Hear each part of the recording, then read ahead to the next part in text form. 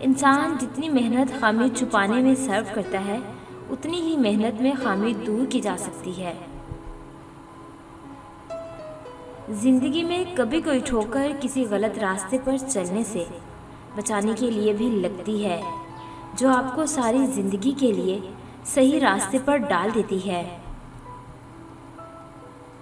रिश्ते और शीशे में एक खूबी सांझी है कि अंदर ही अंदर अपने ही तनाव, अपने ही बोझ, अपनी ही सर्दी या गर्मी से टूट जाते हैं। वो दिन कभी मत दिखाना है ए परवरदिगार कि मुझ में गुरूर आ जाए। रखना सबके दिलों में इस तरह के हर कोई दुआ देने पर मजबूर हो जाए। इबादतें झुकने से मशरूत नहीं, नियतों की पाबंद होती हैं।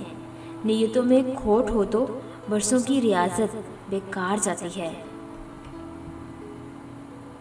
बेबस की आंख से टपकने वाला आंसू कितनी ही इबादतों पर फोकियत ले जाता है। मोहब्बत करने वालों की तजारत भी अनोखी है। मुनाफा छोड़ देते हैं, खसारे बांट लेते हैं। कुछ बातें जुबान तक नहीं आती और कुछ कान सुन नहीं पाते, और हकीकत में वही बातें बहुत अहम होती हैं।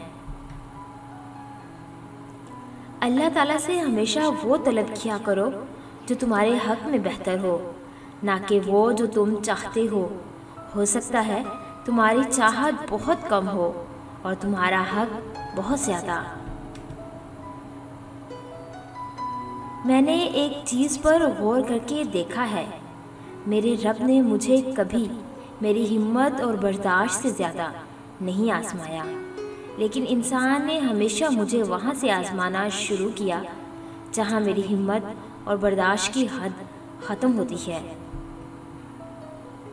अगर दिल में नफ़रत और गुस्सा बसाए रखोगे तो बाकी बची खुची खुशियों के लिए भी कोई जगह बाकी नहीं रहेगी।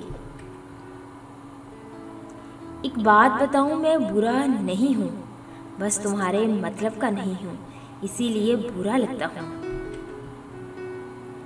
कभी आंसू, कभी सजदे, कभी हाथों का उठ जाना। इंसान जब टूट जाता है तो अल्लाह बहुत याद आता है। हर बात कह देने की नहीं होती, कुछ सुनने की भी होती हैं, कुछ समझने की, कुछ कर लेने की और कुछ सह जाने की। खुदा हर परिंदे को रिस्क देता है, मगर उसके घोंसले में नहीं डालता। रिस्क हासिल करने के लिए परिंदों को खुद कोशिश करनी पड़ती है।